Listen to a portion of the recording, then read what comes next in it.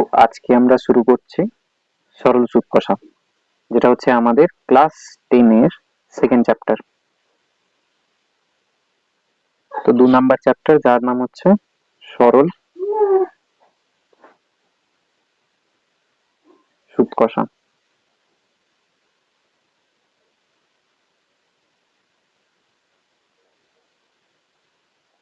এটাকে যদি ইংলিশে বলি তো নামটা হবে সিম্পল ইন্টারেস্ট।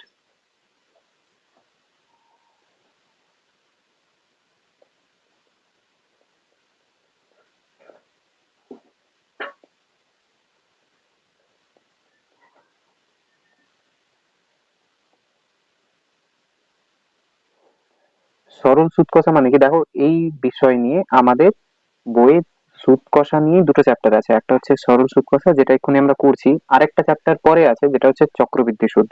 তো এই চ্যাপ্টারে আমরা শুধু সরল সুদটা দেখবো।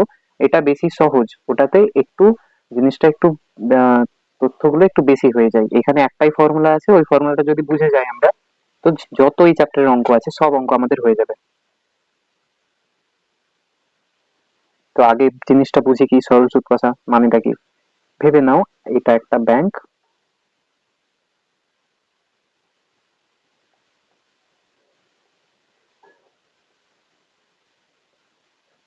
আর এটা হচ্ছে একজন লোক। এই লোকটা বলছে যে আমি ব্যাংকে গিয়ে কিছু টাকা একে নিতে হবে। এ যাবে ব্যাংকে, ব্যাংকে বলবে যে আমাকে কিছু টাকা চাই। তো ব্যাংক একে কিছু শর্ত দেবে, যে আমি যদি তোকে টাকা দিই, তো টাকাটা আমি কি এমনি এমনি দিয়ে দেবো তোকে? না, আমি যদি তোকে 100 টাকা দিই, তো 1 বছরের পরে এই 100 টাকাটা আমি নেব, প্লাস আরো এক্সট্রা 10 টাকা নেব আমি। তাহলে সে যদি এই বছরে ব্যাংক থেকে 100 টাকা নেয়, তাহলে 1 বছর পরে তাকে ব্যাংকে জমা করতে হবে 110 টাকা। এটাই, এই যে এক্সট্রা 10 টাকা না, যেটা ব্যাংক নিজের লাভের জন্য নিল। কেন নিল? কারণ ব্যাংক ফ্রিতে তো টাকা কাউকে দেবে না। তো এই যে এক্সট্রা 10 টাকা নিল, এটাকেই আমরা সুদ বলি। যে এক্সট্রা টাকাটা নিয়েছে একেই আমরা সুদ বলি। এবার কথাটা এখানে শেষ হলো। কিন্তু এইগুলোকে আমরা হিসেবে কি করে বোঝাবো? সে তো আরবার প্রত্যেকবার যতজন লোক আসবে তাকে ধরে ধরে বলবে না, হ্যাঁ কত টাকা নিবা, তার মধ্যে এত টাকা। তো এমন কিছু কথা চাই যে একবারই যদি একটা বোর্ডে সে লিখে দেয়, একটা যদি বোর্ডে সে লিখে দেয় যে এত টাকা আমি নেব, তো ওই বোর্ডটা দেখেই যেন লোকেরা বুঝে যায় যে আমি যদি 100 টাকাও নিই, আমি যদি 1000 টাকাও নিই, আর আমি যদি 2000 টাকাও নিই ব্যাংক থেকে, তো আমাকে এই পরিমাণ টাকা এক্সট্রা দিতে হবে।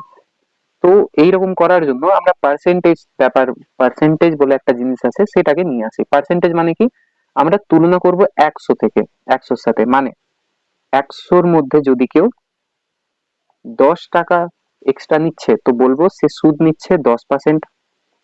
পার্সেন্ট মানে এই যে চিহ্নটা আছে এর মানেই পার্সেন্ট। পার্সেন্ট মানে হচ্ছে 100-র মধ্যে সে কত টাকা নিচ্ছে। তাহলে 100-র মধ্যে কেউ যদি মাত্র 5 টাকা এক্সট্রা নেয়, এটা এক্সট্রা, এটা সুদ, তো বলবো ওই ব্যাংকটা বা ওই সংস্থাটা 5% টাকা সুদ নিচ্ছে।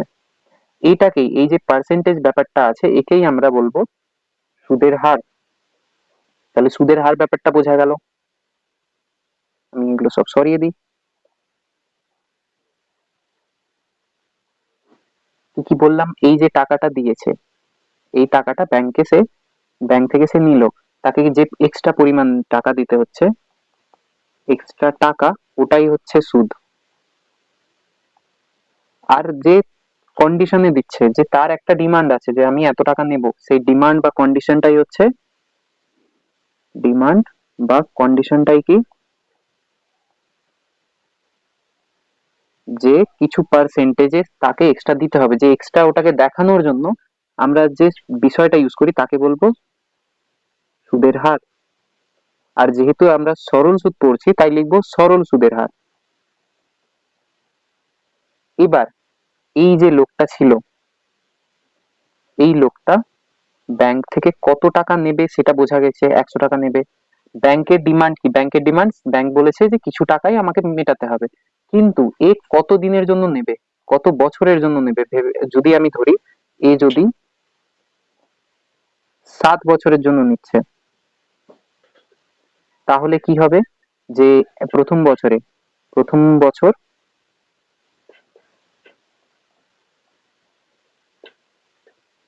এর টাকা কত হয়ে যাবে, ধার নেওয়া টাকাটা প্রথম বছরে টাকা হয়ে যাবে 100, প্লাস যে বলেছে এক্সট্রা 10 টাকা, 110 টাকা।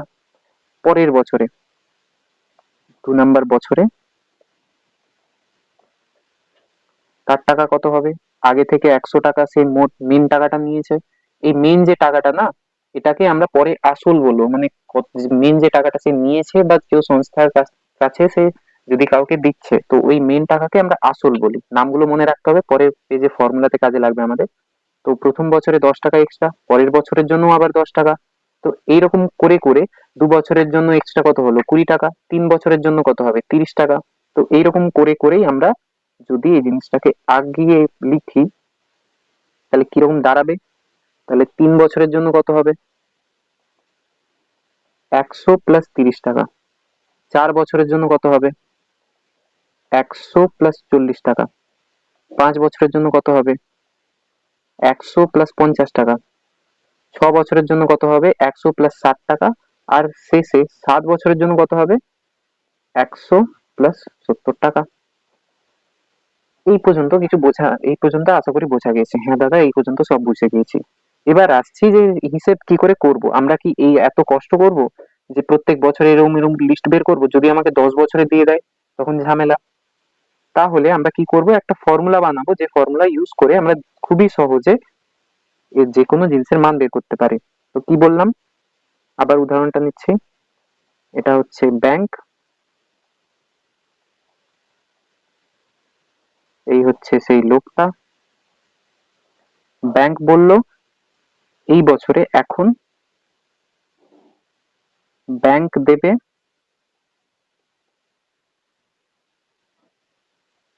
100 টাকা। কাকে, লোকটাকে।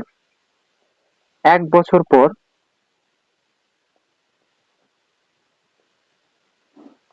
লোকটাকে দিতে হবে 100, তো দিতেই হবে, প্লাস এক্সট্রা 10 টাকা। তাহলে এখানে সবকটার নাম একবার জেনে নিই কোনটা কি। এই যে এই টাকাটা, এটাকে আমরা বলবো আসল, ইংলিশে পি। দাদা পি কেন, পি ফর প্রিন্সিপাল অ্যামাউন্ট। এটাকে বলবো আসল। কত সময়ের জন্য নিচ্ছে, এটাকে আমরা দেখ সময়।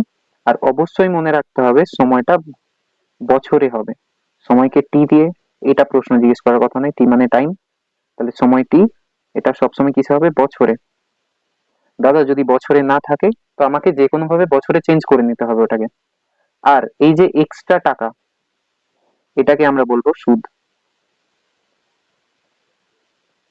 এই তিনটে জিনিস আশা করি বোঝাতে পেরেছি। এবার আমাদের সূত্র এটা, যখন আমরা ক্যালকুলেশন করব, এটা বের করার জন্য ফর্মুলা কি হতে পারে, ফর্মুলা হবে ঠিক এরকম, যে সুদের মান যদি আমি বের করতে চাই, তো সুদ সমান আসল গণিত সময় গণিত সুদের হার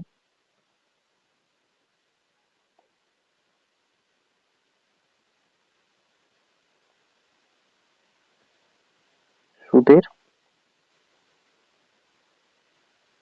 হার পুরোটা বাই 100। দাদা এখানে কিচ্ছু বোঝা গেল না, দেখো এই সুদ মানেটা কি, এই যে এক্সট্রা কত টাকা লাগছে, এক্সট্রা টাকাটা কিভাবে বের করবো তার এটা সূত্র। আসল মানে এই ক্ষেত্রে আসল কোনটা ছিল, এই যে টাকাটা যা দিয়েছিল ব্যাংক থেকে। সময়টা কত, সময় এই ক্ষেত্রে 1 বছর ছিল, এখানে অবশ্যই বারবার বলছি সময়টা বছরে হবে। নেক্সট আসছি আমরা সুদের হার। সুদের হার যে কোনো ভেবে নাও, দুটো ব্যাংক আছে, দুটো ব্যাংকে বলেছে যে আমার সুদের হার হচ্ছে মাত্র 2%, আর একজনের সুদের হার হচ্ছে 4%। তাহলে বুঝতেই পারছি যে এই ব্যাংকটা বেশি টাকা নিচ্ছে, এক্সট্রা টাকাটা, আর এ কম নিচ্ছে। তো এই যে পার্সেন্টেজ যেটা লিখছি না, এটাই সুদের হার। এখানে 2% লিখছে, এখানে 4% লিখছে, এগুলো সুদের হার। তো এখন তাহলে দাদা এত জিনিস কি বুঝবো, কি করে করবো, এখন শুধু আমাদের মনে রাখতে হবে এই জিনিসটা একটু বুঝে নিতে হবে, আর কোনটা কি এইটুকু মাথায় বোঝো। আর যদি বাকি জিনিসগুলো মাথায় ঢুকছে না, তো চিন্তা করার দরকার নাই। পরের পেজে আমরা একটা অঙ্ক করব, ওই অঙ্ক করার মাধ্যমে বুঝবো যে কিভাবে আমরা ব্যবহার করব।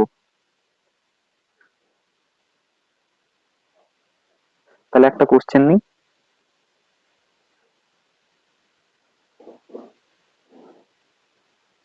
রমা একটি ব্যাংক থেকে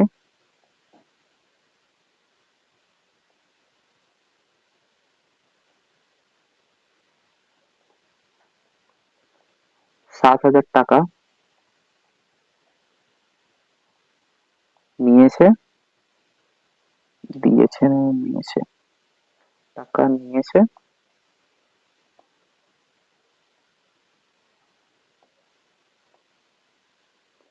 2 বছরের জন্য।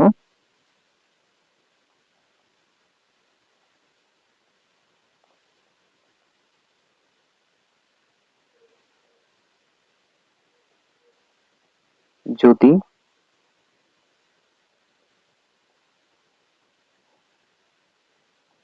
ব্যাংকের সরল সুদের হার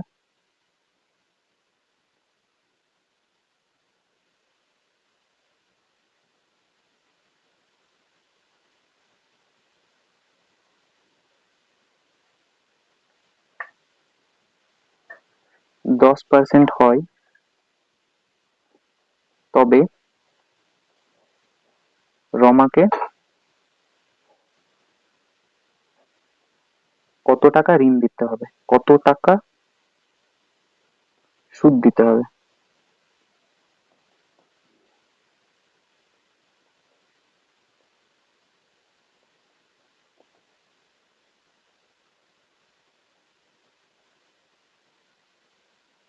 এটা হচ্ছে আমাদের কোশ্চেন।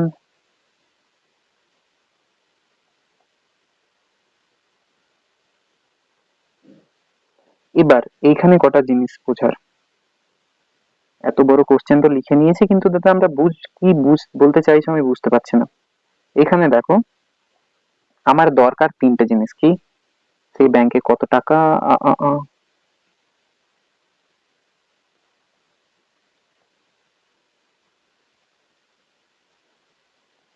সেই ব্যাংকে কত টাকা, ব্যাংক থেকে কত টাকা নিয়েছে, সে কত সময়ের জন্য নিয়েছে, আর সরল সুদের হার কত।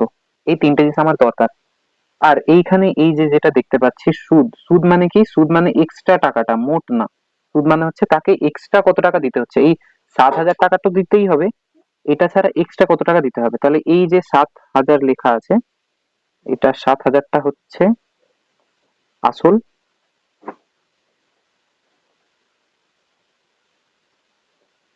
2 বছরটা হচ্ছে সময়, এটা হচ্ছে সরল সুদের হার।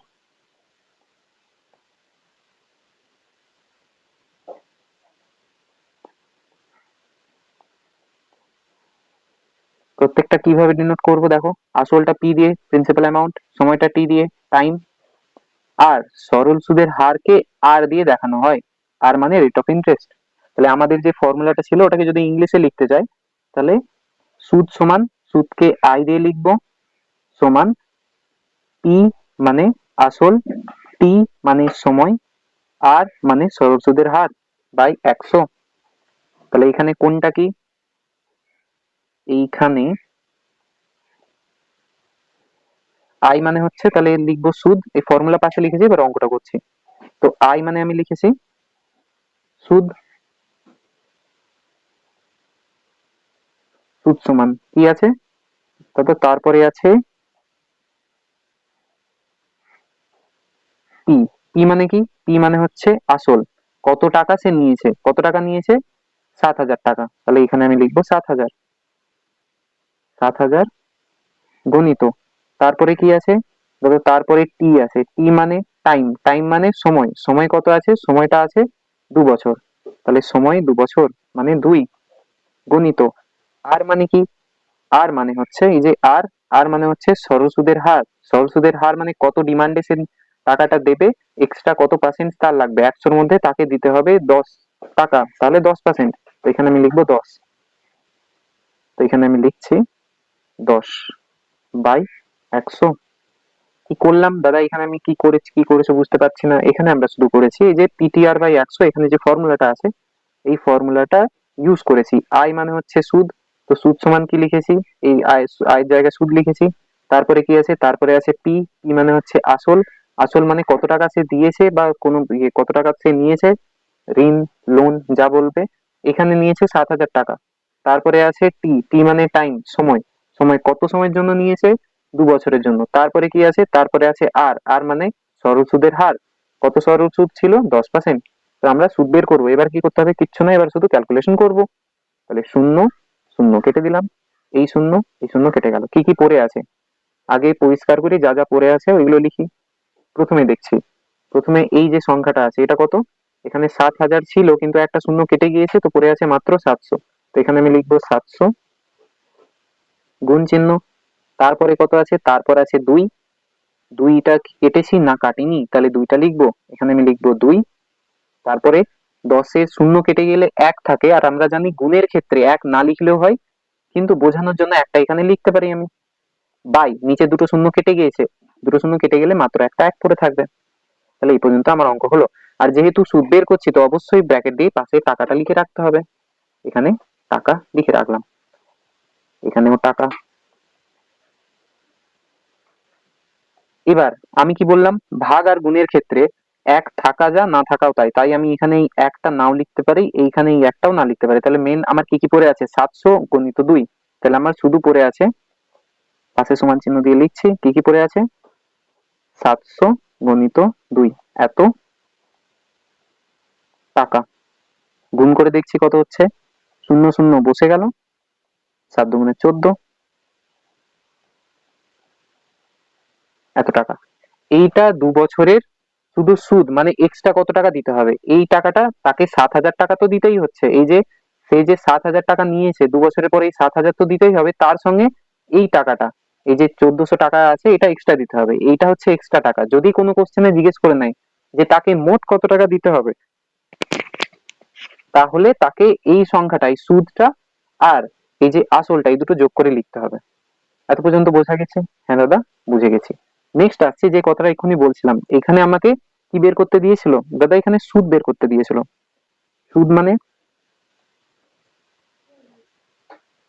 এক্সট্রা টাকা।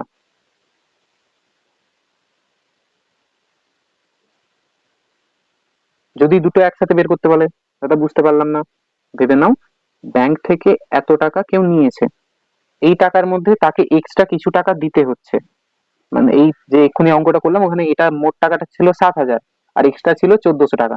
তো এই যে এক্সট্রা টাকাটা, এটাই আমরা সুদ বলি, আর এটাকেই আমরা কি বলি, আসল বলি।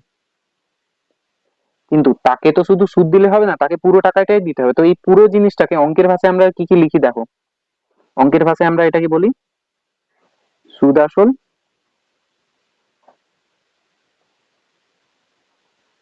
সুদ আসল বা সুদ আসল, বা অনেক জায়গায় বলা থাকে মোট কত টাকা দিতে হবে। স্বাভাবিক কথা, যে দুটো টাকা মিলেই মোট কত টাকা দিতে হচ্ছে, এটা অঙ্কের ক্ষেত্রে। তো এই দুটো কি লিখবো, খুবই সোজা দাদা। মোট টাকা, মোট মানে কোনটা, আসল। আসল গণিত এক্সট্রা যে টাকাটা দিতে হচ্ছে তার নামই সুদ। তো সুদ, এইটা হচ্ছে আমাদের ফর্মুলা।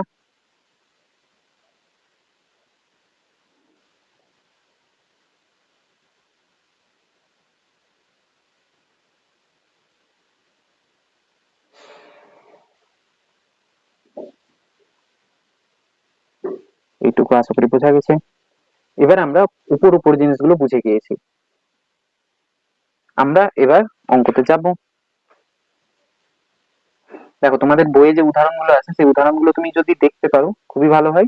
ওখানে খুব ভালোভাবে বোঝানো আছে। আচ্ছা, এই যে অঙ্কটা করলাম, এই অঙ্কটা যদি ফর্মুলা না ইউজ করে করতাম, এই যে অঙ্কটা আছে এটা যদি ফর্মুলা ইউজ না করে করতাম, তো কি কোনো পদ্ধতি আছে?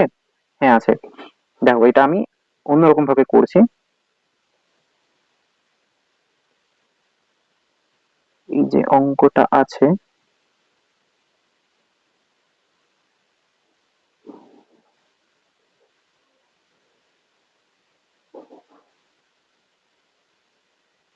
তো এখানে করছি।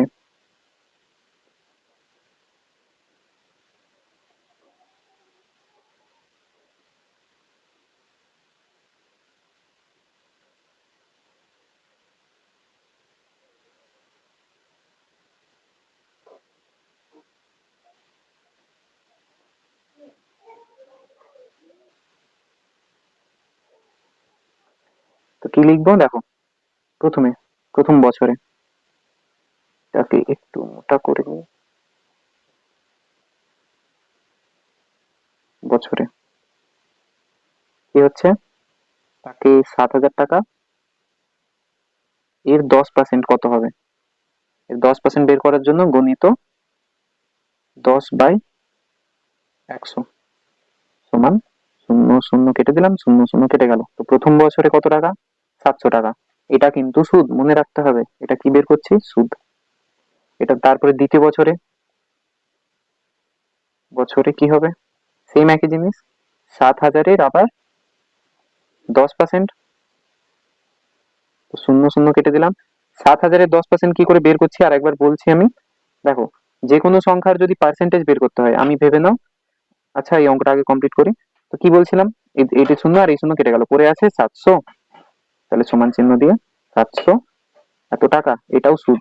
তো দেখো 2 বছরের সুদ কত হবে, এই দুটো যোগ করে, এই দুটো যোগ করে কত বেরোচ্ছে, দাদা এটা তো সেই আগের অঙ্কটাই, একদম 1,400 টাকা। তাহলে আমরা ফর্মুলা কেন করছি দাদা, ফর্মুলা করার কারণ হচ্ছে যাতে অঙ্কটা খুব সহজে করতে পারি, একটা ফর্মুলা ইউজ করে আমাকে কিছু চিন্তা ভাবনা করতে হবে না, ফর্মুলাই সব কাজ করে দেবে, ঠিক আছে। তা এতদূর বোঝা গেছে। এবার যেটা বলছিলাম, তুমি বইয়ে যে কোনো সংখ্যার পার্সেন্টেজ কি করে বের করবো ওটা একবার দেখে নি, ভেবে নাও আমি 300 টাকার, টাকার 5% বের করতে চাই, 5% কত, কিছু না, 300 আর 5% কে গুণ করবো। দাদা কি করে, দেখো, 300 গণিত 5%, 5% মানে কি, পার্সেন্ট, 5 100-র মধ্যে 5, তাহলে 300 গণিত 5/100।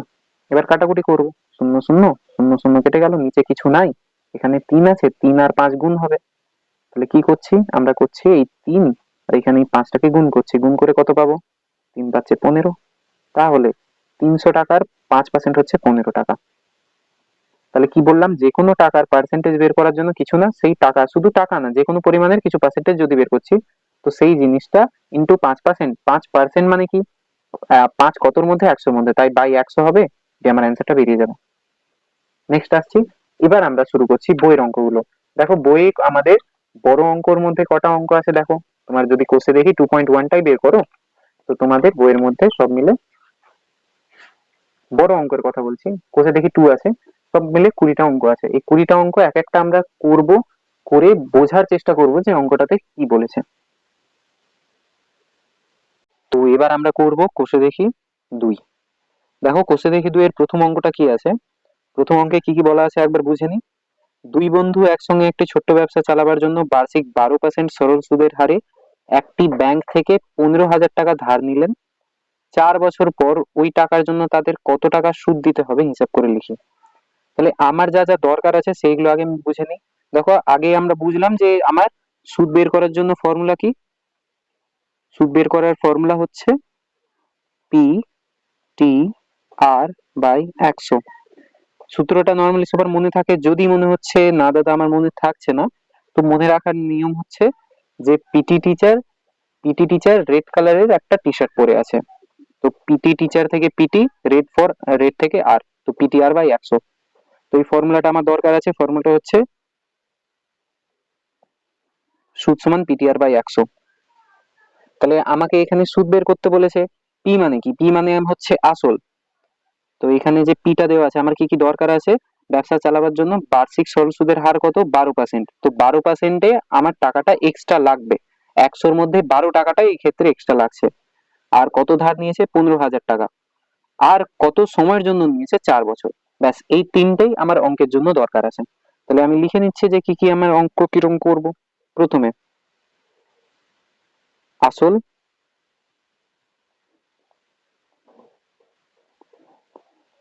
আসল সমান কত, কত টাকা ধার নিয়েছে, ধার নিয়েছে 1,500 টাকা, সরি 15,000 টাকা, এত টাকা,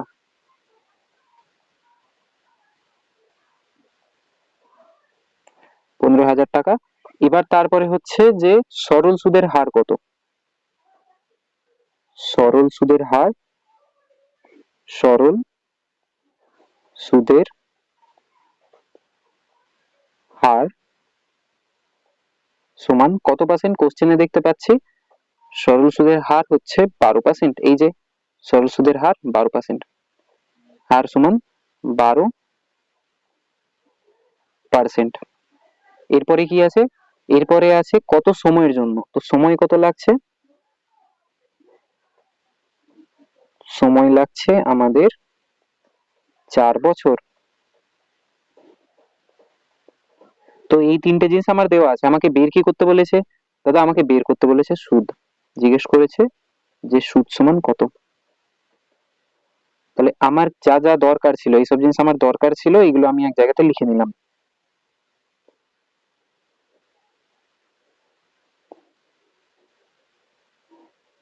এবার দেখো প্রত্যেকটাকে আমি যদি অক্ষর দিয়ে বোঝাতে চাই, আসলকে কোন অক্ষর দিয়ে লিখি, দাদা আসলকে পি দিয়ে লিখি, একদম ঠিক কথা। সরল সুদকে কিভাবে লিখি, সরল সুদকে আর পার্সেন্ট দিয়ে লিখি। তারপরে সময়কে কিভাবে লিখি, সময়কে আমি লিখি টি দিয়ে, কত বছর। তাহলে আমার সুদের সূত্র কি, দাদা সুদ সমান হবে, তাহলে কি লিখবো, সুদ সমান পিটিআর বাই 100। যদি আমি ফর্মুলাকে কথায় লিখতে চাই, তাহলে পি মানে আসল গুণিত টি মানে সময়, সময়টা আবার বলছি বছরে, গুণিত আর মানে সরল সুদের হার, সরল সুদের হার পুরোটা বাই 100। তো এবার খুবই সোজা জিনিস কি করব, এবার আমরা এটার উপর এই যে ফর্মুলাটা লিখেছি এটাতে সবার মান বসাবো, তবেই আমি পেয়ে যাবো সবকিছু আমার যা যা দরকার আছে। তো এইটাকে একটা ছোট্ট বাক্সে রেখে দিই, হ্যাঁ।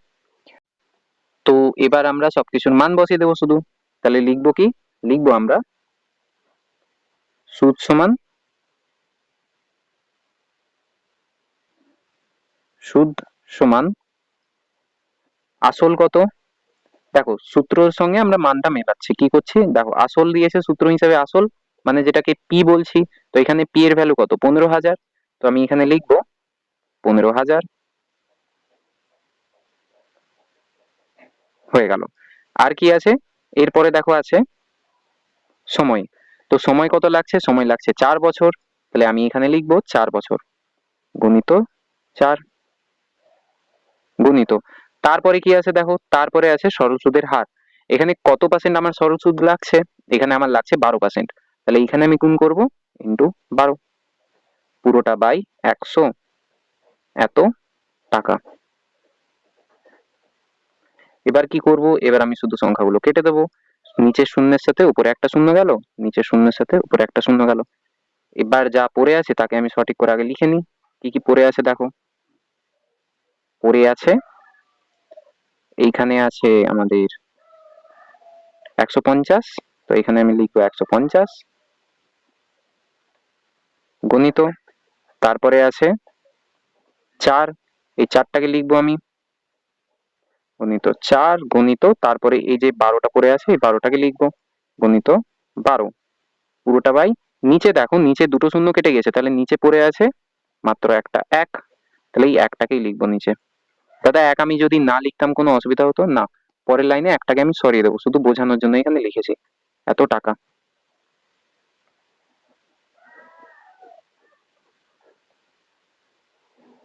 এবার তাহলে কি করব, এই তিনটে সংখ্যা আমাকে গুণ করতে হবে, গুণগুলো মুখে মুখে হয়ে যাবে আশা করছি। এই যে সংখ্যা আছে 150, 150 এর সাথে 4 গুণ করছি, কি করে গুণ করব, শূন্যটা আমি বসিয়ে দেবো, শূন্য 15 4 60, তাহলে এই দুটো গুণ করে হয়ে গেল 600, 600 সাথে আমি 12 গুণ করব, দাদা 600 সাথে 12 গুণ করার জন্য তো আমাকে লিখতে হবে, না ওটাও যদি আমরা চেষ্টা করি তো মুখে মুখে করা যাবে। দেখো আমি 600 আর 12কে যদি গুণ করি, তাহলে কি করব, এই দুটো সংখ্যা, এই সংখ্যা দুটো শূন্য নামিয়ে দেবো, 12 6 72, তাহলে 72, এটা হলো আমার উত্তর।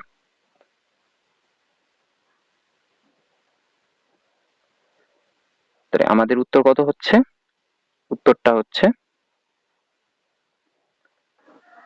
00 এত টাকা।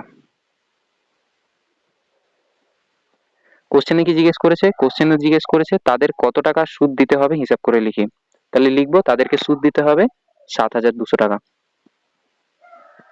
এই জিনিসটা যেটা আছে এটাকে একপাশে তুলে দিই।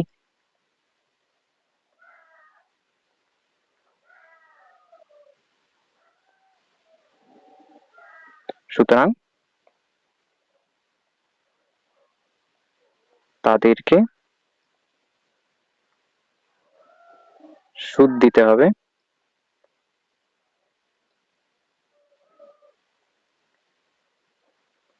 7,200 টাকা।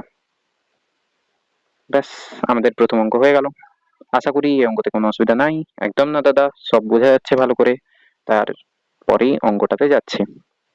এই নেক্সট দেখো, 2 অঙ্কটাতে কি বলা আছে, এইখানে একটা নতুন জিনিস আমরা শিখবো।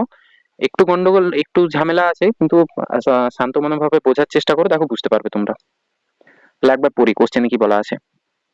কোশ্চেনে বলা আছে যে 2005 সালে 1 জানুয়ারি থেকে 27 মে পর্যন্ত বার্ষিক 6% সরল সুদের হারে 2000 টাকার সুদ কত হবে নির্ণয় করি। দাদা, এইখানে একটা জিনিস আমার প্রশ্ন আছে। হ্যাঁ, প্রশ্নটা হচ্ছে যে 6% বার্ষিক সরল সুদের হার 6%, এটা বোঝা গিয়েছে। তারপরে আসল হচ্ছে 2000 টাকা, কিন্তু এইখানে সময়টা তো আমার মিক্স করে দিয়েছে। সময়টা কি কি বলেছে, সময় বলেছে 1 জানুয়ারি থেকে 27 মে পর্যন্ত। তাহলে কি করা যায়, দেখো আমি সময়টা দিনে বের করতে পারি তো। জানুয়ারিতে 31 তারিখ, তারপর ফেব্রুয়ারিতে, যেহেতু এটার অধিবর্ষ নয়, সব বলবো আমি, অধিবর্ষ বা লিপ ইয়ার নয়, 2005টা অধিবর্ষ বা লিপ ইয়ার নয়, তাই ফেব্রুয়ারি মাসটা কত 28 দিনের হবে। তারপরে এরকম মার্চ থেকে মে পর্যন্ত যাব, যতদিন পাবো ওটা লিখবো। তাহলে আগে যা যা পাচ্ছি ওইগুলো আগে ভালো করে লিখে নিই আমরা। প্রথমে আমি সময়টাই লিখি, যেটাতে ঝামেলা আছে। তাহলে সময় সমান সময়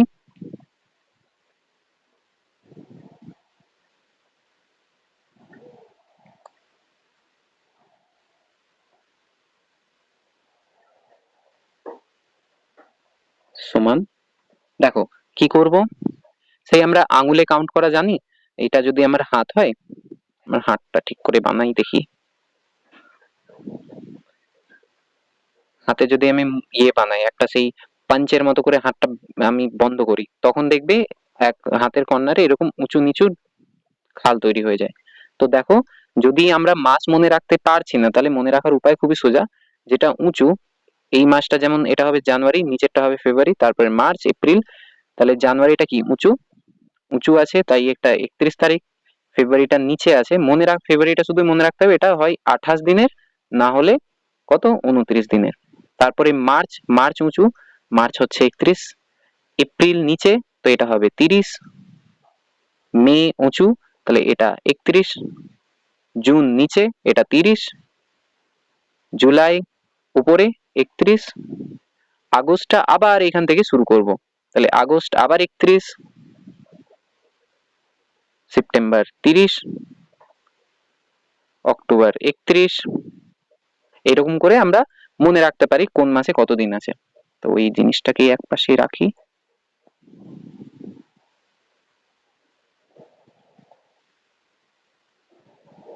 হ্যাঁ, এবার আসছি আমাদের কথায়।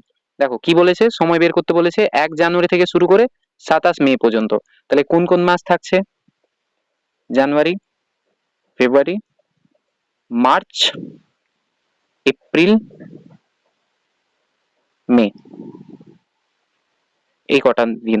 তাহলে দেখো প্রত্যেকটাতে জানুয়ারি মাসে কত দিন হয়, দাদা জানুয়ারি মাসে 31 তারিখ হয়, এই হিসেবে আমরা দেখেছি। ফেব্রুয়ারি মাসে কত, যেহেতু যেটা বলছিলাম লিপ ইয়ার মানে কি, প্রত্যেক 4 বছর অন্তর অন্তর আমাদের বছরটা 365 দিন না হয়ে 366 দিন হয়ে যায়। তো সেই একটা এক্সট্রা দিনটা কোথায় ঢুকে যায়, ফেব্রুয়ারি মাসে। তো সেই বছরে ফেব্রুয়ারি মাসটা 29 দিনের হয়ে যায় অধিবর্ষ বা লিপ ইয়ারে। বাকি দিন 28 দিনেরই থাকে। তাহলে দাদা আমি বুঝবো কি করে যে এই বছরটা লিপ ইয়ার বটে না নয়? খুবই সোজা পদ্ধতি একটা আছে, যে যদি কোনো সংখ্যা, আমি উদাহরণ নিচ্ছি 2026, এটা লিপ ইয়ার বটে না নয় বোঝার জন্য এই পুরো সংখ্যাকে 4 দিয়ে ভাগ করে দেখব। যদি সংখ্যাটা 4 দিয়ে ভাগ যাচ্ছে, তাহলে এটা লিপ ইয়ার বটে, আর যদি যাচ্ছে না তাহলে এটা লিপ ইয়ার নয়। যেমন এটা 4 দিয়ে ভাগ যাচ্ছে না, তাহলে 2026টা লিপ ইয়ার নয়। বোঝা গেছে? একই রকম ভাবে এই সংখ্যাটা আমি যদি ভাগ করে দেখি, তো এটা লিপ ইয়ার নয়, কেন, 4 দিয়ে ভাগ যাচ্ছে না।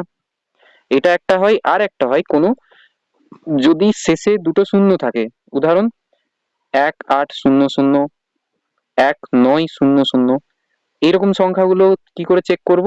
এরকম বছর যদি পড়ে, তো এই বছরটা যদি জিজ্ঞেস করে যে এটা লিপের বটে কিনা, তখন বের করার পদ্ধতি হচ্ছে যে এই পুরো সংখ্যাকে 400 দিয়ে আমরা ভাগ করব। কেন দাদা? আগেরটা তো 4 দিয়ে ভাগ করছিলাম। কারণ হচ্ছে শেষে এখানে দুটো শূন্য আছে, তাই তাই এই দুটো শূন্যকে ক্যান্সেল আউট করার জন্য আমরা 4 না দিয়ে 400 দিয়ে ভাগ করি। এটা হচ্ছে লিপিয়ার বের করার পদ্ধতি। বেশ, এটা পাশে রাখছি। তাহলে বোঝা গেল যে অধিবর্ষ বা লিপিয়ার কি করে বের করব। হ্যাঁ দাদা, তাহলে এই বছরে জানুয়ারি মাসে 31 একদম, ফেব্রুয়ারি মাসে কত দিন? ফেব্রুয়ারি মাসে হচ্ছে 28 দিন, কারণ লিপিয়ার নয়। মার্চ মাসে আবার সেই হাতের পদ্ধতিতে জানুয়ারি, ফেব্রুয়ারি, মার্চ, মার্চে উঁচুতে আছে, তো উঁচুতে থাকলে কি হবে? আবার 31। এপ্রিল আবার নিচে, কত? 30। এবার আসছি মে। মে মাসে আমাকে কত তারিখ পর্যন্ত কাজ করতে বলেছে, কত তারিখ পর্যন্ত হিসাব করতে বলেছে? 27 মে পর্যন্ত। তো 27 তারিখটা আমরা ধরবো না, 27 তারিখ থেকে 27 থেকে 1 কম করব, মানে আমি ধরবো 26। এতদূর বোঝা গেছে? হ্যাঁ দাদা। তাহলে এই কটা দিন আমি যদি যোগ করে দিই তাহলেই আমি সময় পেয়ে যাব। তো আমি লিখছি, প্রথমে আছে কত? 31। তাহলে প্রথম হচ্ছে 31 যুক্ত, তারপরে কত আছে? তারপরে আছে 28। 28 যুক্ত, তারপরে কত আছে? তারপরে আবার আছে 31 যুক্ত, তারপরে কত আছে? তারপর আবার আছে 30 যুক্ত, তারপরে আছে আবার কত? 26। 2 × 6 = 26। এবার কিছু না, এত দিন, এটা এত দিন। এদের যোগ করছি। যোগ কিভাবে করতে হয়? একক, এককে আছে 1, এখানে এককে আছে 8, 1 আর 8 9, এখানে আবার এককে কত আছে? এককে আছে 1, হলো 10, এখানে এককে কিছু নাই, এখানে এককে আছে, এখানে এককে আছে 6। তাহলে এটা যোগ করে কত হলো দাদা? যোগ করে হলো 16। 16 এখানে বসালাম 6, হাতে কত আছে? হাতে 1 আছে। এবার দশক গুলো যোগ করব।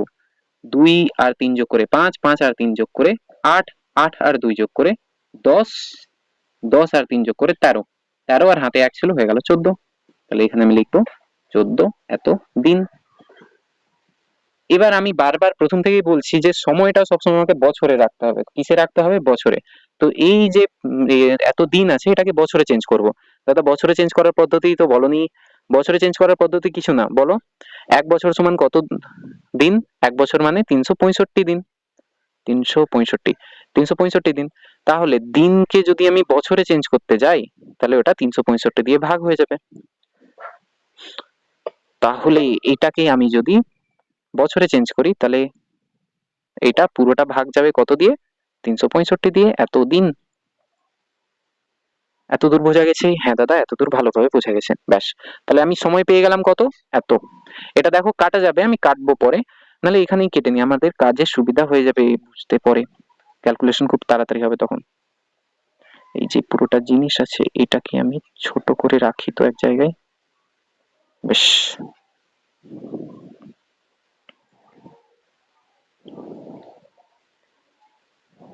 দেখো এবার, এবার আমাদের কথা হচ্ছে যে দাদা যখন বড় সংখ্যা থাকে না, তখন কাটতে বিশাল অসুবিধা হয়। কাটবো কি করে? এই যে উপরে আর নিচে যে সংখ্যাটা আছে, দুটোই বড়।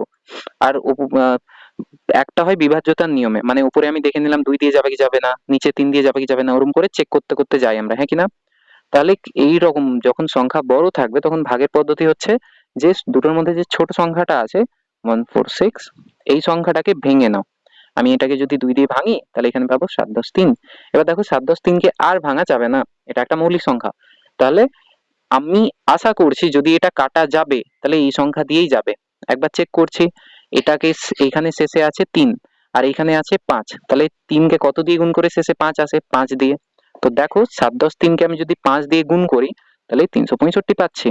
পাশে একবার, দাদা তোমার কথায় বিশ্বাস হচ্ছে না, একবার গুণ করে দেখে নিচ্ছি। তাহলে সংখ্যাটা গুণ করে দেখছি, 5 3 5 15, হাতে 1, কত? 37, সরি 35, 1 36। ব্যাস। তাহলে উপরেরটা যাবে 2 দিয়ে, এই সংখ্যাটাকে 2 দিয়ে কাটলাম। আর নিচে কত দিয়ে যাবে? আচ্ছা ভালো করে লিখি দেখি।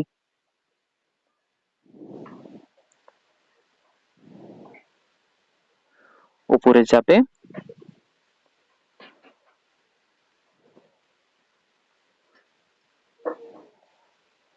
2 দিয়ে, আর নিচে গেল 3 দিয়ে, সরি 5 দিয়ে, নিচে না, হ্যাঁ 5 দিয়ে।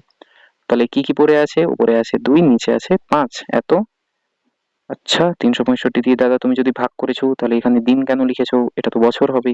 একদম ঠিক কথা। এটাকে আমি লিখবো বছর সমান কত হবে? 2/5 এত বছর। তাহলে সময়ের যে ঝামেলা ছিল সময়ের ঝামেলা মিটে গেল। কি করলাম দেখো আরেকবার বলে দিচ্ছি। প্রথমে আমরা করলাম যত দিন আছে হিসেব মতো সেই দিনগুলো আমি লিখে নিলাম। দিন লেখার পরে ওই দিনটাকে আমি বছরে চেঞ্জ করলাম কি করে? 365 দিয়ে ভাগ করে। এবার সংখ্যা দুটো কাটলাম। কি করে কাটলাম? দুটোর মধ্যে যে ছোট সংখ্যা সেই সংখ্যাকে ভেঙে কি কি নাম্বার পাওয়া যাচ্ছে ওই নাম্বারগুলো নিয়ে নিলাম। তারপরে ভেঙে দিয়েছি 2/5 দিয়ে। তাহলে কত হবে? 2/5 এত বছর। সময় পেয়ে গেলাম। হ্যাঁ দাদা সময় পেয়ে গিয়েছি। এবার আমি বাকি জিনিসগুলো লিখে নিই। PTR/100, পি মানে আসল, তাহলে এখানে আসলটা আমাকে বের করতে হবে। তাহলে লিখছি আসল সমান কত? তাহলে এখানে আসল সমান মানে কত টাকা নেওয়া হয়েছিল? 2000 টাকা। 2000 টাকা সুদ বের করবো আমরা। এত টাকা। তারপরে দেখো আসল হয়ে গেল। তারপরে হচ্ছে সরল সুদের হার, ওটাও দেওয়া আছে। সরল সুদের হার। সরল সুদের হার কত? দাদা কোশ্চেনে যদি দেখি এটুকু তো সময় চলে গেল। তারপরে কি আছে? তারপরে এটা তো টাকা। সরল সুদের হার হচ্ছে 6% সমান 6%। ব্যাস, আমি সরল সুদের হার পেয়ে গিয়েছি, আসল পেয়ে গিয়েছি, সময় পেয়ে গিয়েছি। তাহলে আমি সুদ খুব সহজে বের করতে পারি। তাহলে সুদ কত হবে? সুদ সমান PTR/100 আমরা পড়েছি। পি মানে হচ্ছে আসল। এখানে কোনটা কি আরেকবার কি মনে করাতে হবে? দাদা মনে তো আছে, একবার বলে দিলে ভালো হতো। এটা হচ্ছে পি মানে প্রিন্সিপাল অ্যামাউন্ট বা আসল টাকা। সরল সুদের হার এটা হচ্ছে আর মানে রেট অফ ইন্টারেস্ট। এইটা হচ্ছে সময়, টি টাইম। তাহলে প্রত্যেকের মান আমি লিখে দিচ্ছি। সূত্র হচ্ছে PTR/100। দাদা এতবার বলেছে মুখস্থ হয়ে গেল আমাদের। তাহলে পি এর মানে হচ্ছে আসল, আসলে হবে 2000 টাকা। আসলের জায়গায় 2000 গণিত পিটি। টি থেকে কি হবে? টি থেকে হবে সময়। সময়ের জায়গাতে হবে 2/5 গণিত আর মানে হচ্ছে সরল সুদের হার। তো আর হচ্ছে সরল সুদের হারটা হচ্ছে 6 পুরোটা বাই 100। আবার সেই কাটাকুটি। তাহলে দেখো এই শূন্য শূন্য কাটলাম, এইখানে নিচে শূন্য উপরে একটা শূন্য কাটলাম। এত টাকা, যেটা সমান করে কি পাবো? কি কি পড়ে আছে দেখো। এইখানে আছে 20, তো লিখবো 20 গণিত তারপরে কি আছে? 2/5, 2/5 গণিত কি আছে? 6 বাই 1। এটা লিখতেই পারি, আমি যদি চাই এটা সরিয়েও দিতে পারি, কারণ 1 দিয়ে ভাগ করা যা 1, ওই সংখ্যাটা তাই পাওয়া যায়। তাহলে এটাকে আমি সরিয়ে দিই।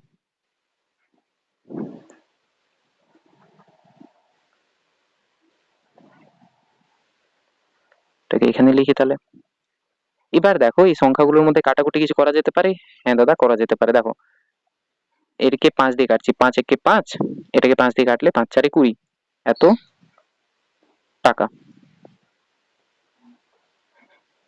সমান। তাহলে কি কি পড়ে আছে? এইখানে আছে 4, এইখানে আছে 2/1 মানে 2, 1 দিয়ে ভাগ করা বলেছি আগেই, ওই সংখ্যায় পাওয়া যায়। আর এখানে আছে 6 এত টাকা। তাহলে গুণ করছি, 4 দুগুণে 8, তারপরে কত আছে? 6 8 48। তাহলে এখানে আমরা লিখবো 48। এই পুরোটাকে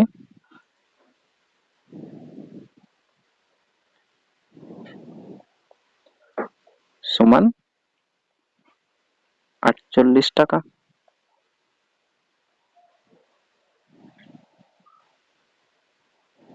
আমার উত্তর বেরিয়ে গেল। কি চেয়েছিল? যে 2000 টাকার সুদ কত হবে নির্ণয় করি। লিখি 2000 টাকার সুদ হবে, টাকার সুদ হবে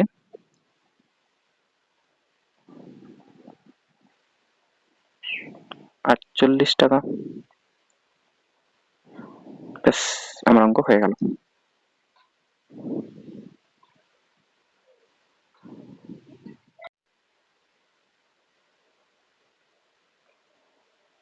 তো এবার দেখো এরপরে হচ্ছে 3-এর অঙ্কটা। 3-এর অঙ্কটাতে কি বলেছে একবার পড়ি, বুঝি, তারপর অঙ্ক করব।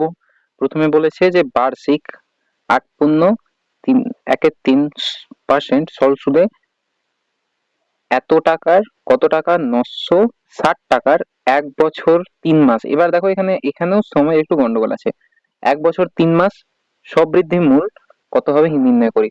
এইখানে দেখো প্রথম কথা তো আগের যেভাবে আমরা করেছিলাম, আগের দিনটাকে আমরা বছরে চেঞ্জ করেছিলাম। এখানে দেখো মাস আছে, এই পুরো সময়টাকে আমাকে বছরে চেঞ্জ করতে হবে। প্রথম কাজ। নেক্সট কাজ হচ্ছে এই সবৃদ্ধি মূলটা কি।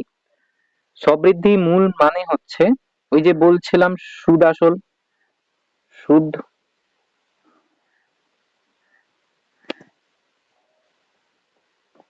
সুদ আসল মানে হচ্ছে যে মোট কত টাকা দিতে হবে। সুদ আসল মোট মানে কি, যে আমি যে টাকা নিয়েছি সেটা তো অবশ্যই শোধ করতে হবে, যেটা হচ্ছে আসল, তার সঙ্গে আমাকে সুদটাও তো দিতে হবে, যুক্ত সুদ। তো এটাই হচ্ছে সুদ আসল বা সবৃদ্ধি মূল্যের সূত্র। বোঝা গিয়েছে? হ্যাঁ দাদা বোঝা গিয়েছে। লেখাটা একটু দাদা ভালো করে দাও, দেখতে কেমন একটা লাগছে। এটাকে এইখানে সুদযুক্ত আসল।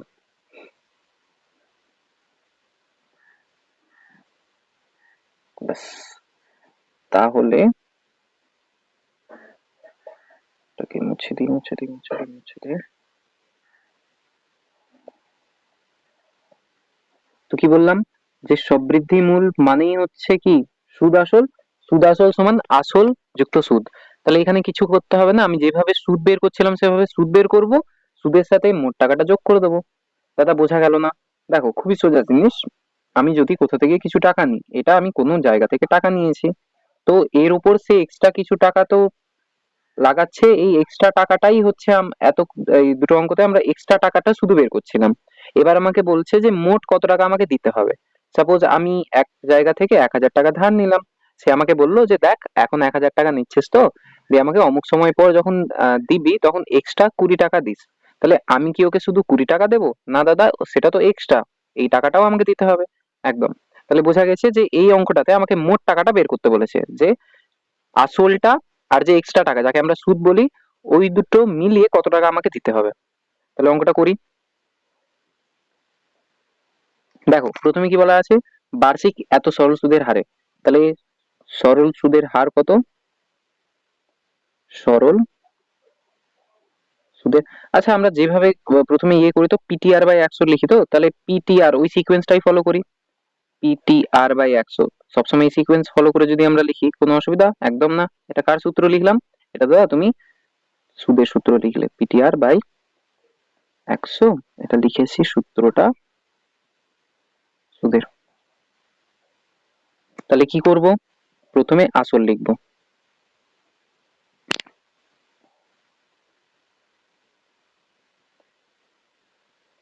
আসল সমান কত? আসল সমান হচ্ছে 960 টাকা। 960 টাকা হলো। হ্যাঁ দাদা। এবার কি আছে, পি হয়ে গেল, টি সময়টা কত? সময় লিখছি, সময় সমান কি বলেছে দেখো, সময় 1 বছর 3 মাস। তো লিখবো আমি 1 বছর 3 মাস। আগের মতোই আমাকে এটাকে বছরে চেঞ্জ করতে হবে। দাদা প্রথমটা তো বছরে আছে, এটা নিয়ে কোনো ঝামেলা নাই, একদম ঠিক কথা। তারপরে এই 3 মাসটাকে বছরে চেঞ্জ করার জন্য কি করতে হবে বলো? মাস থেকে যদি বছরে যায়, তো মাসের ডিফারেন্স কত? 12। কেন দাদা, কি করে দাদা? 1 বছর সমান কত মাস? এদের মধ্যে সম্পর্ক 12র। তাই যখন আমি মাস মাস থেকে বছরে যাব তখন 12 দিয়ে কি হবে, ভাগ হবে। তাহলে একে আমি যদি বছর করতে চাই তাহলে 3 ভাজিত 12 এত বছর। দুটোই বছর আছে, আমি বছরটা বাইরে নিয়ে নিই। তাহলে 1+3/2 এত বছর। এবার দুটো যোগ করছি, ভগ্নাংশের যোগ কেমন করে হয়? এই সংখ্যাটা নিচের সাথে গুণ হয়, উপরে যোগ হবে। তাহলে কি লিখবো? উপরে লিখবো আমি 1 × 2, যেটা হবে 2 যুক্ত যুক্ত 3/2 এত বছর সমান 5/3 বছর। এতদূর বোঝা গেছে? হ্যাঁ দাদা, এতদূর বোঝা গিয়েছে। তাহলে যদি বোঝা গিয়েছে, আচ্ছা এটা হলো। এবার আমি কি করব? আসল পেয়ে গিয়েছি, সময় পেয়ে গিয়েছি, সরল সুদের হারটা লিখি। তাহলে লিখব সরল সুদের হার। কত হবে সরল সুদের হার? দেওয়াই আছে 8×1 এত পার্সেন্ট। এটাকে আমি যদি সুন্দর করে উপরে তুলতে চাই তো একই পদ্ধতি, এই সংখ্যাটা নিচের সাথে গুণ হয়ে উপরে যাবে। তাহলে কি লিখব? 3×8, আর আগে থেকে ছিল একটা 1/3 এত পার্সেন্ট। আমি এত কেটে কেটে করছি, কিন্তু তোমরা যখন করবে ক্যালকুলেশন এইসব এক লাইনেই করার চেষ্টা করবে, ঠিক আছে? তাহলে এটা কত হবে? এই দুটো গুণ করে হবে 24, 3×8 = 24, আর 1 যোগ করে 25, 25/3 এত পার্সেন্ট। তাহলে তিনটে আমার যা মান দরকার ছিল তিনটেই পেয়ে গেলাম। হ্যাঁ দাদা, খুবই সহজভাবে পেয়ে গিয়েছি। তো যে তিনটে মান পেয়েছি এটা আমি সুদের ভ্যালুতে, সুদের ফর্মুলায় বসাবো, আমার কাজ হয়ে যাবে। এবার তাহলে কি করব? এবার দাদা তুমি বের করবে সুদ। তাহলে আমি লিখছি সুদ সমান কত? PTR/100। ওই যে বলেছি যে পিটি টিচার রেড কালারের টি শার্ট পরে দাঁড়িয়ে আছে। তাহলে পি ফর আসল, সবার নাম দাদা দাওনি। আসলটা হচ্ছে পি, সময়টা হচ্ছে টি, আর এটা হচ্ছে আর। সবার মান বসাও। পি মানে কত? 960 টাকা, গণিত পি মানে কত?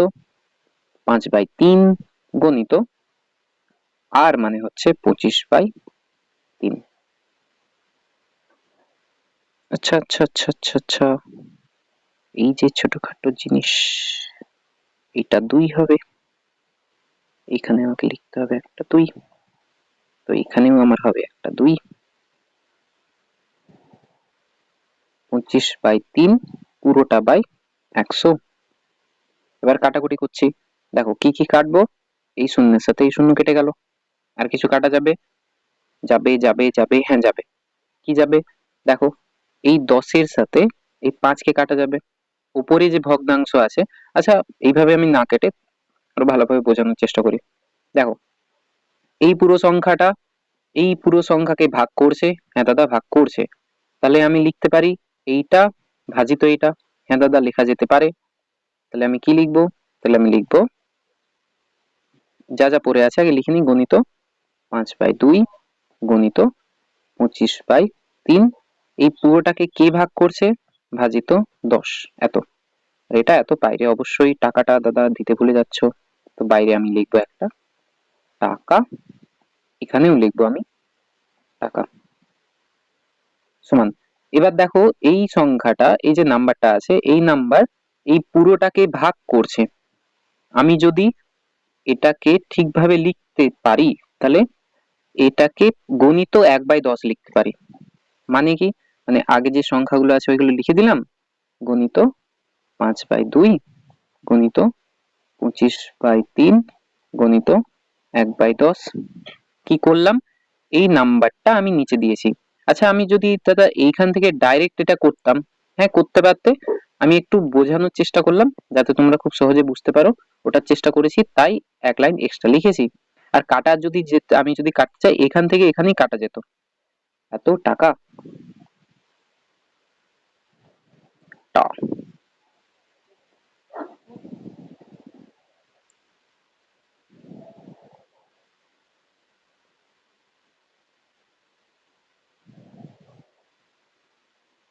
এত দূর বোঝা গেছে? হ্যাঁ দাদা, এবার কাটাকুটি করবো। দেখো নিচে 10 আছে, 5 দিয়ে কাটছি। যেটা দিয়ে কাটি মানে যেটা দিয়ে ভাগ করছি, 5 দিয়ে ভাগ করছি, 5×2 = 10, 5×1 = 5, 2 পড়ে আছে, এটা নিচে আছে, নিচের সাথে উপরে কাটাকুটি হবে। তাহলে 96-কে যদি 2 দিয়ে ভাগ করি, তো আমি মনে মনে করছি ভাগটা, দেখো কত হবে? 2×4 = 8, আর এইখানে আচ্ছা আচ্ছা সংখ্যাটা একটু বড় করে লিখি। 2×4 = 8, আর এইখানে কত? 1×6, তাহলে 2×8 = 16। দাদা কি করলে বোঝা গেল না? আমি মনে মনে এই জিনিসটা করার চেষ্টা করলাম যে 2 দিয়ে যদি ভাগ করি 2×4 = 8 হয়, বিয়োগ করে 1×10 = 6, 2×8 = 16। এই জিনিসটা মনে মনে করার চেষ্টা করেছি। বোঝা গেছে? হ্যাঁ দাদা, ভালোভাবে বোঝা গিয়েছে। তাহলে এটা কাটা গেল, উপরে 2 দিয়ে কেটেছি, নিচেও 2 দিয়ে কাটতে হবে, নিচে এই 2টাকে কেটে দিলাম, 2 একে 2। দেখো গুণ আর ভাগের ক্ষেত্রে 1 থাকা মানে ওটাকে সরিয়ে দিতে পারো ওখান থেকে। তারপরে কি আছে, আবার একটা 2 আছে, এই 2 একে 2, নিচে 2 দিয়ে কেটেছি, উপরেও 2 দিয়ে কাটতে হবে, নাহলে রেগে যাবে। 2 দুগুণে 4, 2 চারে 8। ঠিক, নিচে কিছু পড়ে আছে, হ্যাঁ নিচে একটা 3 আছে, তাহলে 3 একে 3, একে আবার 3 দিয়ে কাটছি 8। তাহলে অনেক হিজিবিজি হয়ে গিয়েছে, কি কি পড়ে আছে একবার দেখে নিচ্ছি। সমান চিহ্ন একদম প্রথম থেকে চেক করছি, দেখো একদম এই পাশ থেকে যাচ্ছি, যেতে যেতে যেতে যেতে হ্যাঁ এখানে পড়ে আছে 8, তারপরে যেতে যেতে উপরে চেক করছি শুধু, পড়ে আছে 25, তারপরে যেতে যেতে পড়ে আছে 1। তাহলে কি কি লিখবো, পড়ে আছে 8 গণিত 25 গণিত 1। নিচে দেখো কিচ্ছু নাই, নিচে 1 আছে, দাদা নিচে তো 3 বার 1 আছে। কি বললাম, যে গুণের ক্ষেত্রে 1 কে আমরা সরাতেই পারি, এত টাকা। দেখো নিচে 1 দিয়ে ভাগ হয়েছে, ওটাকে সরিয়ে দিতে পারি, কারণ 1 দিয়ে ভাগ করা মানে ওই সংখ্যাটাই আসবে। তাহলে সমান চিহ্ন দিয়ে কত বেরোচ্ছে দেখো, তাহলে 25 4 হয় 200, আমার অ্যান্সার বের হয়ে গেল 200 টাকা। এত দূর বোঝা গেছে? হ্যাঁ দাদা, ভালোভাবে বোঝা গিয়েছে। অঙ্কটা কি কমপ্লিট হয়ে গেল দাদা? একদমই না। কেন কমপ্লিট হয়নি? কারণ আমরা এতক্ষণে কি বের করলাম, এতক্ষণে আমরা বের করেছি সুদ, কিন্তু আমাকে তো বের করতে বলেছে কি, সবৃদ্ধিমূল। তাহলে সবৃদ্ধিমূল বের করার জন্য এটার সঙ্গে আসলটা যোগ করতে হবে, তো এই পুরো জিনিসটাকে আমাকে এক জায়গায় সরাতে হবে।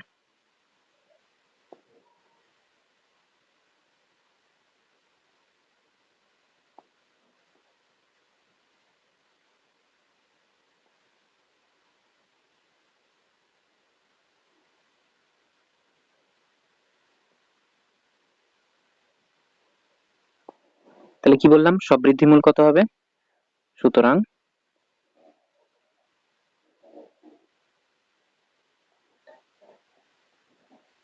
দেখো নামের মধ্যেই আছে সবৃদ্ধি, বৃদ্ধি সহ মূল, মূল মানে আসল। দাদা আসলের আরেকটা নাম জানতে পারলাম, যে আসলকে মূলও বলে, হ্যাঁ বলে। তাহলে সবৃদ্ধি মূল, বৃদ্ধি সহ মূল কত হবে, আসল যুক্ত সুদ। আসল যুক্ত সুদ বলতে পারি বা মূল যুক্ত সুদ বলতে পারি। কত হবে তাহলে, এটা সমান আসল কত 960 টাকা, যুক্ত সুদ কত বের করেছি 200, এত টাকা, সমান কত হবে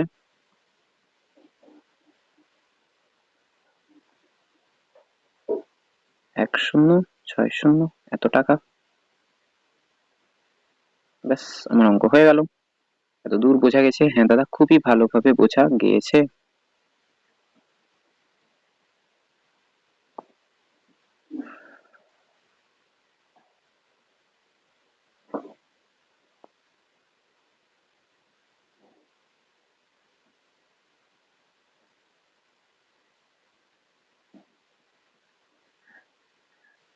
চলো, এই অঙ্কটা হয়ে গেল। এবার আসছি 4 অঙ্কটাতে।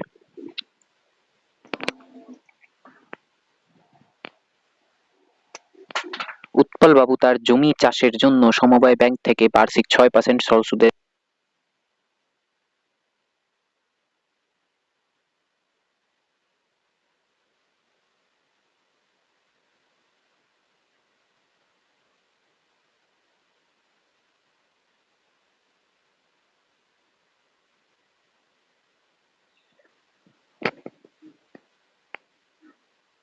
হ্যাঁ, তাহলে কোথায় ছিলাম, দেখো আমাদের 3 নম্বর অঙ্ক হলো, এবার আমরা করব 4 নম্বর অঙ্ক।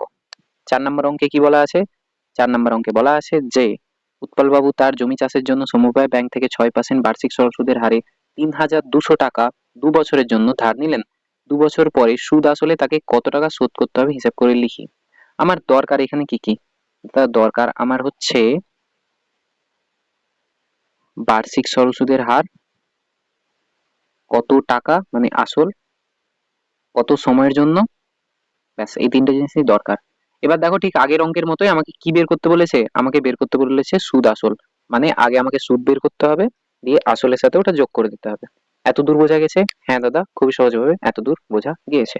এবার আমরা কি করব, একই পদ্ধতি, আমরা পিটিআর এর মান বের করব, পিটিআর এর ভ্যালু বসাবো ফর্মুলায়, কার ফর্মুলায়, সুদের ফর্মুলায়। তো সুদ সমান পিটিআর বাই 100, একটা কিছু ভ্যালু পাবো। তো সুদ আসল হয়ে যাবে, সুদ যুক্ত আসল বা আসল যুক্ত সুদ, আসলের ভ্যালু তো দেওয়া আছে আর সুদের মানটা বসিয়ে দেবো, অ্যান্সার পেয়ে যাবো। তোমরা একবার করার চেষ্টা করো, ভিডিওটা থামিয়ে দিয়ে আমি করছি। দেখো এবার আমি করছি অঙ্কটা। প্রথমে একই, আসল কত? আসল, দাদা আর বলিও না, আসলটা হচ্ছে 3200 টাকা। আসল হয়ে গেল। এবার কি? পি টি, পি মানে সময়, সময় কত? সময় হচ্ছে 2 বছর। আর, আর মানে সরল সুদের হার কত? 6%। তাহলে সরল সুদের হার সমান 6%। ঠিক, তিনটে জিনিস পেয়ে গিয়েছি। এবার আমি বের করব কি? সুদ। তাহলে সুদ সমান পিটি, রেড টি শার্ট পরা পিটি স্যার, তাহলে পিটি আর, পি মানে কোনটা? এইটা মানে হচ্ছে পি, পি মানে কোনটা? এটা মানে হচ্ছে টি, আর মানে কোনটা? আর মানে হচ্ছে এইটা। তাহলে সবার মান বসাচ্ছি। পি আসল কত? 3200। পি, পি মানে সময় 2 বছর। আর কত? আর মানে 6% বাই 100, এত টাকা। কাটাকুটি করছি, নিচে শূন্য উপরে শূন্য, নিচে শূন্য উপরে শূন্য, পরে কি আছে? পরে আছে 3 2, দুটো শূন্য তো কেটে গিয়েছে, গণিত। তারপরে দেখি কি আছে, তারপর আছে 2 আর 6, তাহলে 2 গুণিত 6 লিখতে হবে। 2 গুণিত 6 এত টাকা। গুণ করছি, 6 দুগুণে 12, 12 আর 32 গুণ করছি, 12 দুগুণে 24, 24 এর 4, হাতে 2, 3 12 36, হাতে 2 আছে, 37 38, তাহলে 3 10 8 এত টাকা। কত টাকা দাদা? 384 টাকা। তাহলে আমি সুদ পেলাম কত? 384 টাকা। এবার সুদ আসল বের করতে হবে। আশা করি এই অঙ্কটা তোমরা নিজে থেকে পেরে গিয়েছো, কারণ সোজা ছিল। আর যারা পারোনি তারা আরেকবার দেখে নাও। তাহলে কি করব? এটা সুদ পেয়ে গেছি, এবার আমরা বের করব সুদ আসল। সুদে আসলে সমান কত হবে? আসল যুক্ত সুদ। আচ্ছা দাদা, আমি যদি সুদ যুক্ত আসল লিখি কোনো অসুবিধা নাই? এত, মান বসাও। আসল কত? আসল হচ্ছে দাদা 3200 টাকা, যুক্ত সুদ কত? সুদ হচ্ছে 384 টাকা, এত টাকা। যোগ করছি, আবার সেম একই রকম ভাবে যোগ করা। কিভাবে দাদা? যোগ তো সেই একই রকমই হয়। এককের ঘরে কি আছে? 4 আছে, তাহলে এখানে লিখবো দুটো যোগ করে হচ্ছে 4, শূন্য ছিল কিছু হবে না। ঠিক, তারপরে দশকের ঘরে কি আছে? দশকের ঘরে আছে 8 আর শূন্য, দুটো যোগ করে কত হচ্ছে? 8। তারপরে শতকের ঘরে কি আছে? শতকের ঘরে আছে 2 আর 3, দুটো যোগ করে কত হচ্ছে? 5, দুটো যোগ করে পেয়েছি 5। আর এখানে হাজারের ঘরে শুধু একটাই সংখ্যা আছে, যেটা হচ্ছে 3, ওইদিকে হাজার নাই, তাহলে এখানে আমি লিখবো 3, এত টাকা। ব্যাস, আমার অঙ্ক হয়ে গেল।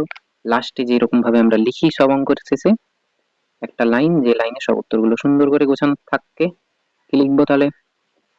লিখবো আমরা যে 2 বছর পরে সুদ আসলে তাকে কত টাকা শোধ করতে হবে হিসেব করে লিখি। তাহলে লিখবো 2 বছরে, 2 বছর পরে, 2 বছর পরে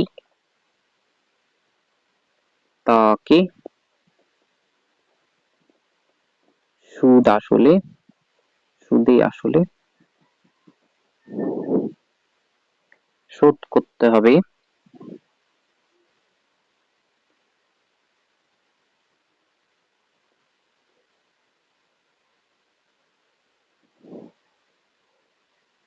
3,584 টাকা। ব্যাস, আমাদের অঙ্ক হলো এখানে সমাপ্ত। ভিডিও এখানেই শেষ। তো 4টে অঙ্ক করলাম, আর প্রথম দিকে একটু এই চ্যাপ্টারে কি কি পড়েছি সেই বিষয় নিয়ে একটু বলার চেষ্টা করলাম। আশা করি সব জিনিস বুঝতে পেরেছো। হ্যাঁ দাদা, বোঝা গিয়েছে। তাহলে এই পর্যন্ত কোথাও কিছু অসুবিধা? একদমই না দাদা। তাহলে একবার দেখো ফর্মুলাগুলো একবার চট করে দেখে নিচ্ছি। আমরা যে ফর্মুলাগুলো করেছি একবার চোখ বুলিয়ে নিচ্ছি কি কি পড়েছি। একদম আমরা কষে দেখি 2 এর প্রথম অঙ্কটা করেছি। প্রথম অঙ্কে কি দেওয়া ছিল? এগুলো তো সোজা, বেশ ফর্মুলাগুলো একবার দেখে নিই।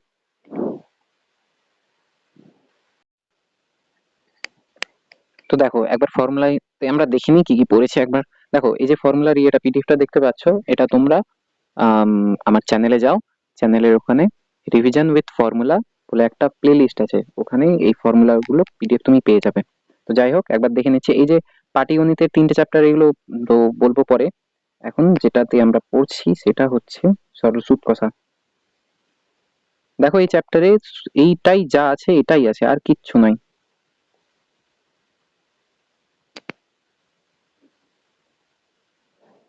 তাহলে একবার দেখে নি মূলধন কাকে বলে, এই জিনিসগুলো যা আছে একবার বলি। কোনো মূলধন নির্দিষ্ট সময়ের জন্য নির্দিষ্ট সুদের হারে দিলে বা ব্যাংকে রাখলে যে অতিরিক্ত টাকা পাওয়া যায় তাকে সরল সুদ বলে। তা এতক্ষণ ধরে তাই বলছিলাম যে এক্সট্রা টাকাটা সেটাকেই আমরা কি বলি? সরল সুদ। তাকে আমরা সরল সুদ বলি। এবার একটা ছোট্ট জিনিস, যে যে সংগঠন বা যে লোকটা টাকা দিচ্ছে, নর্মালি ব্যাংক হয়, যে টাকা দিচ্ছে তাদেরকে আমরা কি বলি? উত্তোলন বলি। আর যে টাকা নিচ্ছে তাকে অধর্মন বলি। উত্তোলন, অধমন, ব্যাস। আর PTR by 100 I equal to PTR by 100 যেটা বলেছি, সরল সুদ সমান আসল গুণিত সময় গুণিত সরল সুদের হার বাই 100। সুদ আসল বা সববৃদ্ধি মূল সমান আসল যুক্ত মোট সুদ। আর ওই যে পিটিআর বাই 100 আছে ওটাকেই এদিক ওদিক করে আমরা বিভিন্ন সূত্র বানাতে পারি।